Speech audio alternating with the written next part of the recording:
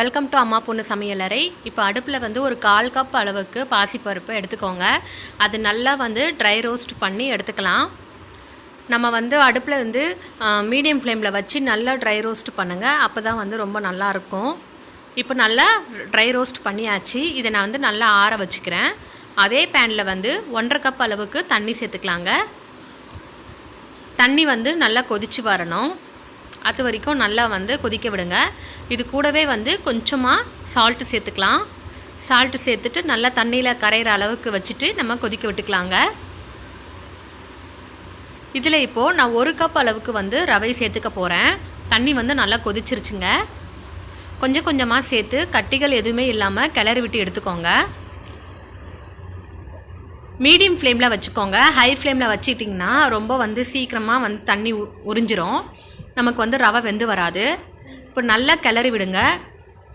கிளறி விட்டுக்கிட்டே இருந்திங்கன்னா நல்லா ஒரு கெட்டியான பதத்துக்கு வந்துடுங்க. இப்போ நம்ம ஸ்டவ்வை ஆஃப் பண்ணிவிட்டு இதை நல்லா ஆற வச்சு எடுத்துக்கலாங்க. இது நல்லா ஆறட்டும்.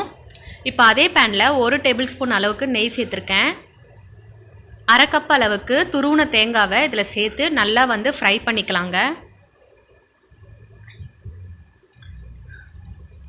நல்லா ஃப்ரை பண்ணுங்கள். அப்போ தான் வந்து நல்லாயிருக்கும், டேஸ்ட்டாக இருக்கும். தேங்காய் வந்து வறுத்து போட்டும்போது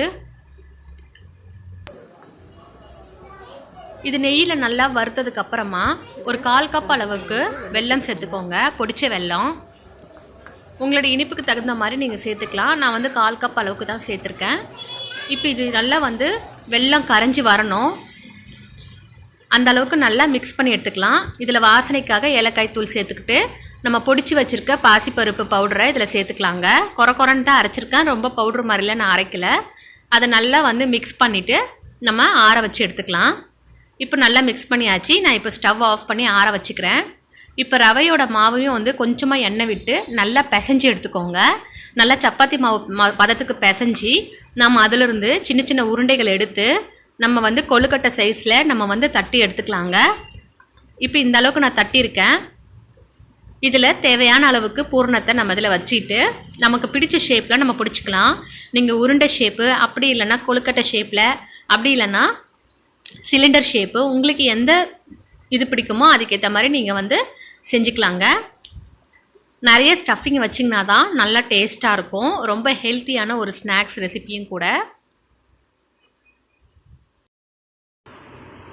இப்போ பார்த்தீங்கன்னா தெரியும், நான் இந்த ஷேப்பில் பிடிச்சிருக்கேன். உங்களுக்கு எந்த ஷேப்பு வேணுமோ அது மாதிரி பிடிச்சிட்டு அடுப்பில் வந்து தண்ணி கொதிக்க வச்சு அதுக்கு மேலே ஆவி கட்டுறதில் வச்சு நீங்கள் ஆவி கட்டி எடுத்துக்கோங்க. 10 நிமிஷத்துக்கு அப்புறம் எளியை எடுத்துட்டு நம்ம தேங்காய் துருவலை இது மேலே வந்து ஸ்டஃப் பண்ணி எடுத்துக்கலாம். அவ்வளோதான், நம்மளுடைய சூப்பரான ஹெல்த்தியான ஈவினிங் டைம் ஸ்நாக்ஸ் ரெசிபி வந்து ரெடி ஆகிடுச்சு. கண்டிப்பாக இந்த ரெசிபி உங்களுக்கு பிடிச்சிருக்கும்னு நினைக்கிறேன். பிடிச்சிருந்ததுன்னா உங்கள் ஃப்ரெண்ட்ஸ் அண்ட் ஃபேமிலிக்கு மறக்காமல் ஷேர் பண்ணுங்கள். அப்படியே சப்ஸ்கிரைப் பண்ணிவிட்டு பக்கத்தில் இருக்கிற பெல் பட்டனையும் கிளிக் பண்ணுங்கள். அப்போ தான் நான் போடுற வீடியோஸ் உங்களுக்கு உடனே நோட்டிஃபிகேஷனாக வரும். ஃப்ரெண்ட்ஸ் எல்லோரும் இன்புற்று வாழ்க. நன்றி.